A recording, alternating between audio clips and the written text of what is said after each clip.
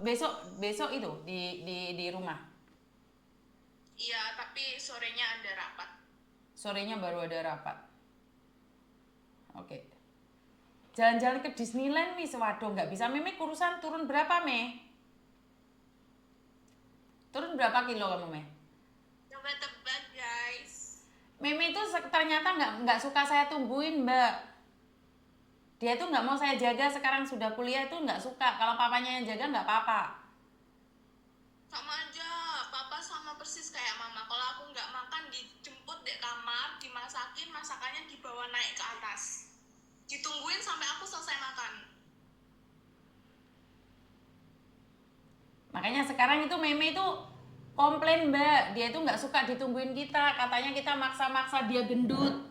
Padahal seorang ibu dan bapak itu cari uang dari kecil. Nggak nyuruh dia diet, Mbak. Saya tuh nggak nyuruh dia diet. Cuman saya nggak suka anak saya gemuk. Iya kan? Jangan senyum-senyum aja, Mei. Kita butuh cara cepet turunin badan. Kalau aku sendiri membiasakan untuk mengurangi hal yang biasanya aku lakukan. Contohnya? Beli minuman di kopi kenangan. Biar jadi inget sama kenangan yang masa lalu. Ya, kan Oh, ada tuh namanya Kopken, kopi kenangan. Di kampusku kan ada Kopken. Nah, itu biasanya aku beli di situ. Nah, sekarang udah aku kurangin, tapi aku tadi beli lagi, tapi satu kali kopi matcha. Terus terus? asam lambungku kambuh. Oke, terus? Terus setiap ada makanan masuk muntah. Terus itu aku cuman pagi minum air hangat minimal lah 2 gelas. Terus itu nggak usah minum lagi sampai siang jam 12 aku baru makan pakai nasi. Terus lanjut malamnya minum green tea tanpa gula. Habis itu besoknya gitu lagi. Kalau dulu sebelum masuk kampus aku masih ada olahraga, tapi karena sekarang nggak ada waktu, jadi itu doang sih. Jangan bilang mama nggak ngasih makan ya. Enggak. Karena gini loh, dari kecil kamu tak besarkan. Saya nggak nyuruh kamu diet, sayang. I know. Tapi kalau kamu kurus, nanti orang berpikir bahwa saya itu tidak bisa memberikan kamu nafkah. Wes, keren. Mana ada kurus. Ini masih berapa ya, turun berapa. Kemarin itu aku mentok di 74,2 kalau nggak berapa gitu. Ini 74 kan, terus sekarang udah 65,2. Itu dalam jangka waktu 3 minggu. Mana ada kamu gemuk, kamu kurus gitu. Mana ada aku kurus. Ini udah gemuk loh.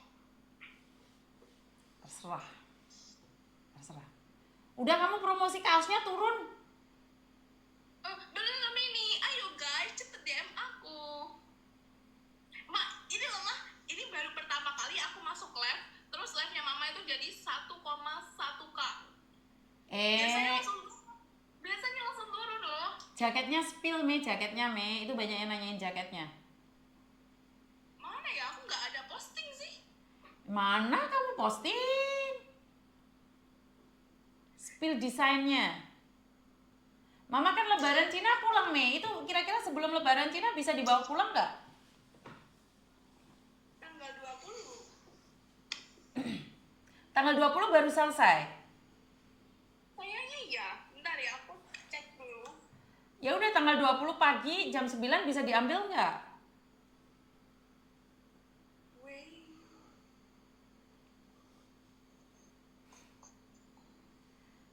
Berapa harganya, Mei? Kalau harganya masih di ini ya. Calon dokter Masukin. berbisnis sih.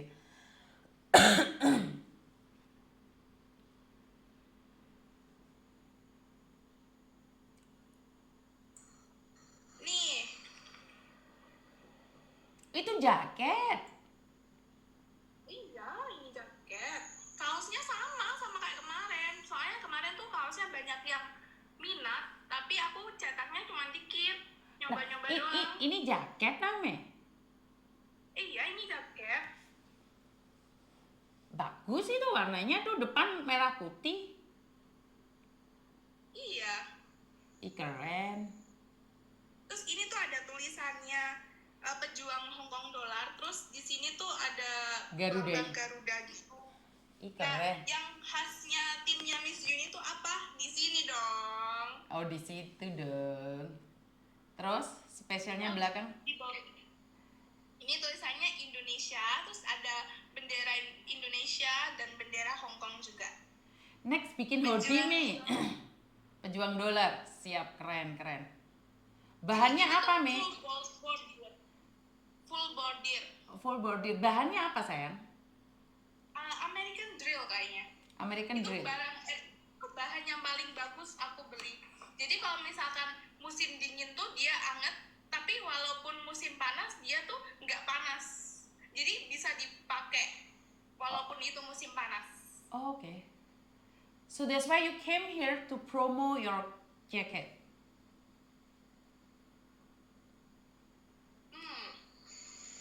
Jadi kamu kesini hanya promo jaket kamu aja? Tapi, oh iya, aku cuman promo. Apakah ada masalah lain yang mau dibahas dengan saya? Tidak ada, tidak mungkin. Pasti. Wis nang ngalih kamu itu. Nah, Toma, Apa? promosikan. Mak, aku tuh udah posting secara konsisten loh, tapi kenapa nggak FYP ya?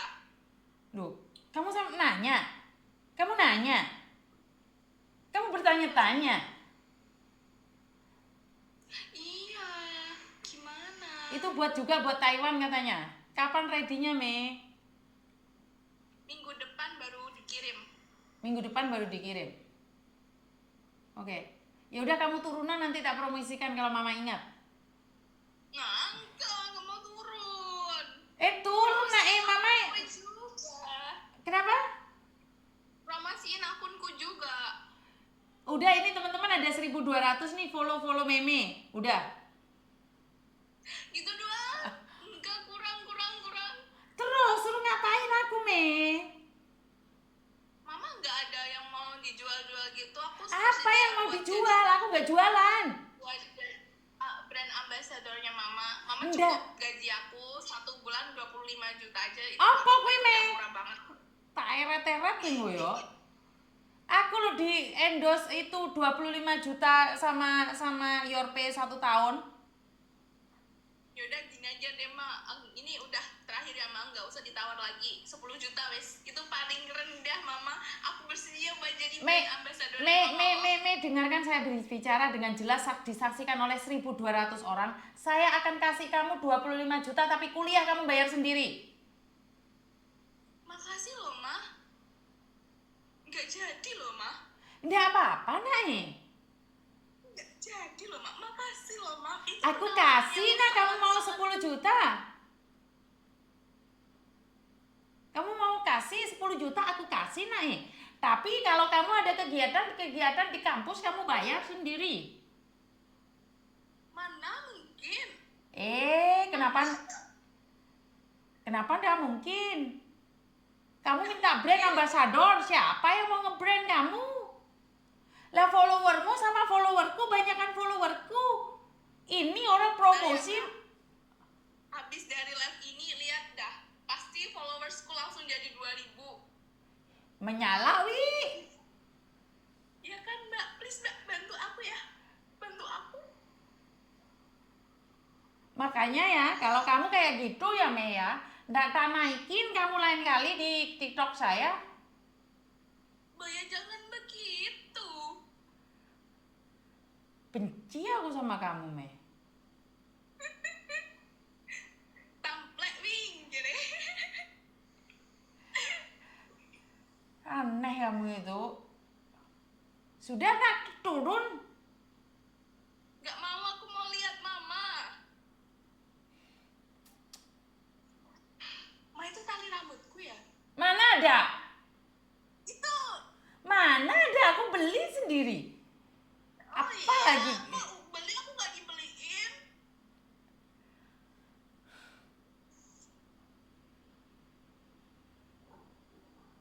Nggak suka aku, sudah keluar kamu. Lawan scammer menang, lawan meme jangan ditanya. Turun, Mi, turun. Nggak bisa turun, nah ini kalau nggak dipromosiin nggak bisa turun, ini otomatis sistemnya. Bikin darah tinggi memang, Mbak. Bener. Mau tak turun lagi nih, bongkar ban buung kono ping. Torkop degi ban. Toron. Enggak tadi, kok. Toron. Bye-bye guys, aku sudah diusir. Maafkan saya tidak bisa menemani kalian. Dadah. Jangan lupa beri kaos sama jaket ya. Bye. Tahu kalian? Nyerimpet nih. Itu masih untung kokonya nggak ada. Itu kalau kokonya ada malah sulit itu untuk dikeluarkan di dunia persilatan ini. Masuk aja kemanapun. Jadi heran saya itu. Itu belum yang kecil tuh masuk itu. Mau cerita apa juga lupa saya sudah. Saya sudah lupa mau ngomong apa ini. Iya Mbak, nggak diserampang itu nggak turun. Paham ya? Jadi kalian melihat itu lucu ya kalau saya ngobrol sama anak-anak saya itu lucu. Wah, kalian tidak melihat senam jantung saya sama anak-anak saya. Mungkin kalian akan melihat bahwa saya itu dengan 3 anak saya itu kelihatan sangat keras sekali mendidiknya. Saya sangat keras ya mendidik anak-anak saya. Sama Koko Thomas saya keras, sama Meme, sama Silo saya sangat keras. Dan banyak pro dan kontra di luar sana. Padahal saya kan tidak perlu orang lain untuk edukasi pendidikan anak-anak saya. Mereka mengatakan bahwa saya itu mendidik anak saya terlalu kasar dan terlalu keras.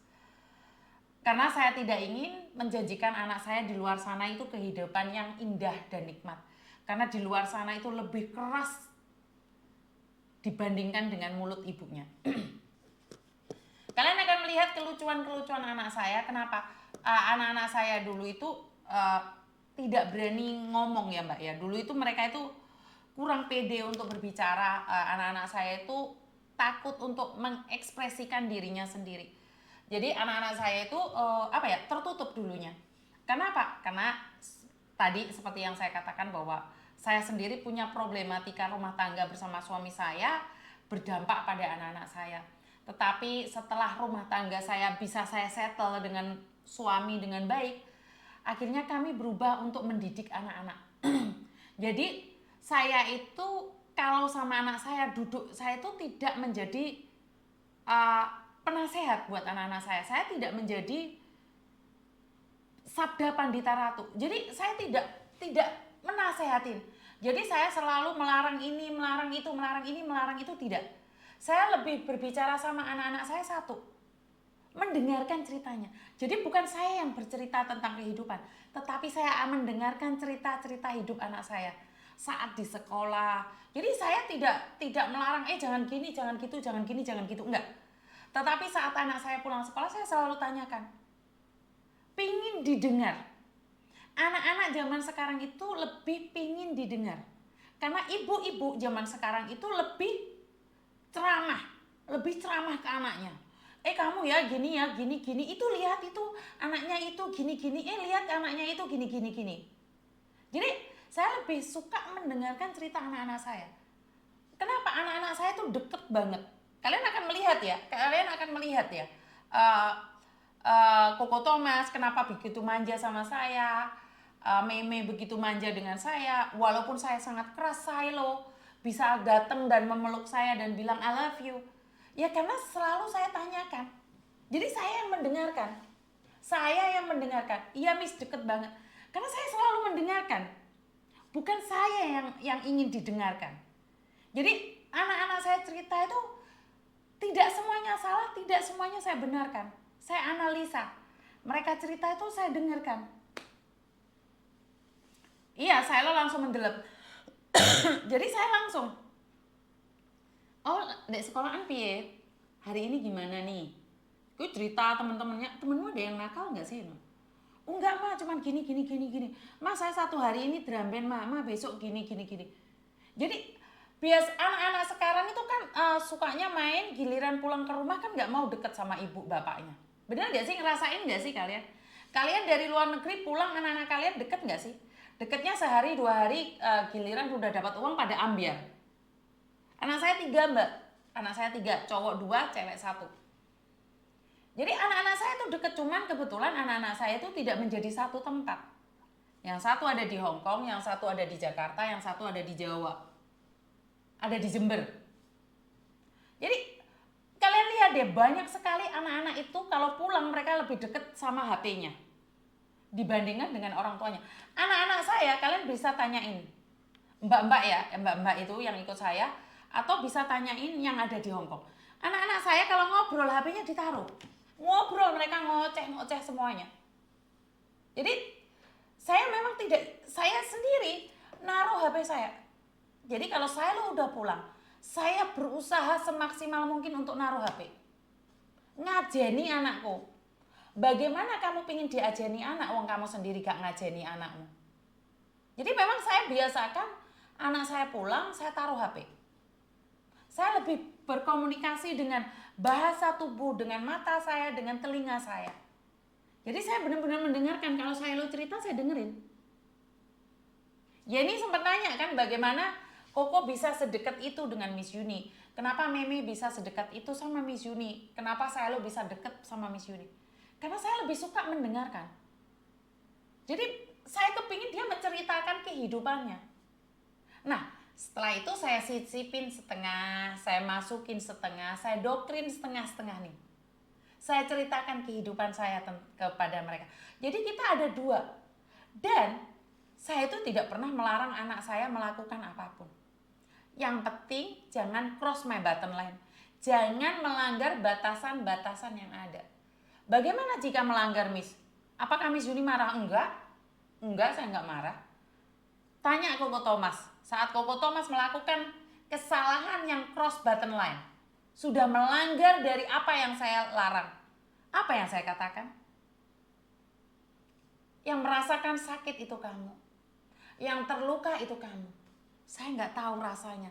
Saya cuma dengar kamu menangis. Saya cuma tahu kamu terluka. Tetapi saya tidak bisa merasakan lukamu. Kenapa Koko Thomas itu sangat takut dengan saya?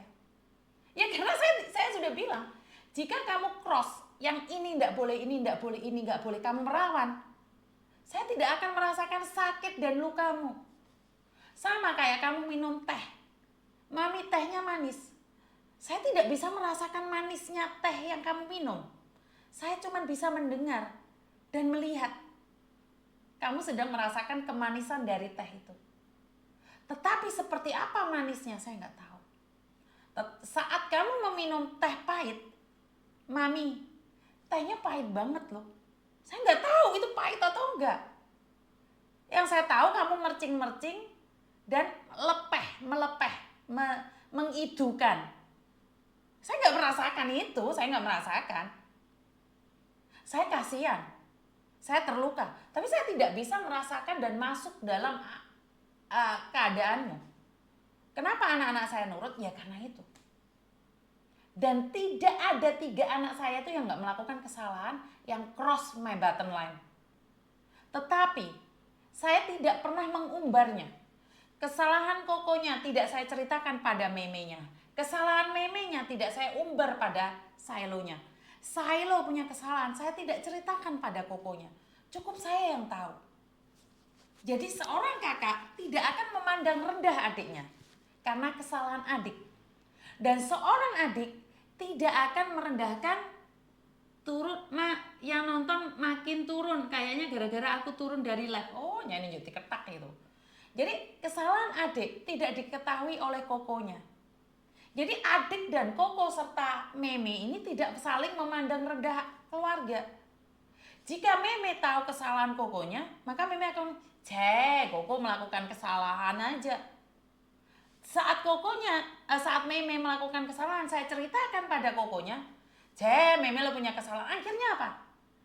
yang kokonya tidak bisa menghormati meme, yang meme tidak bisa menghormati Silo, Silo juga tidak punya rasa untuk menghargai kokonya. Seperti itu teman-teman. Jadi kalau kamu ingin anak-anakmu jadi satu, jangan ceritakan masalah anakmu satu ke satunya. Karena bagaimanapun juga mereka malu. Mereka itu malu menceritakannya. Nah, anak-anak saya seperti itu. Banyak sekali yang nanyain di Hongkong, Miss Yuni kenapa deket banget sih sama Silo? Kenapa sih Miss Yuni deket banget sama Koko? Kenapa sih Miss Yuni deket banget sama Meme? Ya seperti itu. Kita nggak ada batasan, ojo ngelamat lo sama orang tua. Enggak, mereka sudah tahu nih. Mana yang harus mereka ungkapkan dan mana yang nggak boleh diungkapkan. Kalau mereka kebablasan mbak, mereka minta maaf kok. Langsung, papa, aku menyinggung kamu papa. Sorry ya papa. Tetapi papa bilang, sina, gong siu je. Kita cuma bercanda saja. Paham ya nyampe di sini ya teman-teman ya.